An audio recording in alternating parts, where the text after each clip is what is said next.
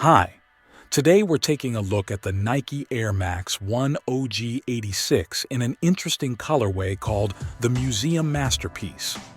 The upper of the shoe creates depth and texture in a marbled suede in a light color.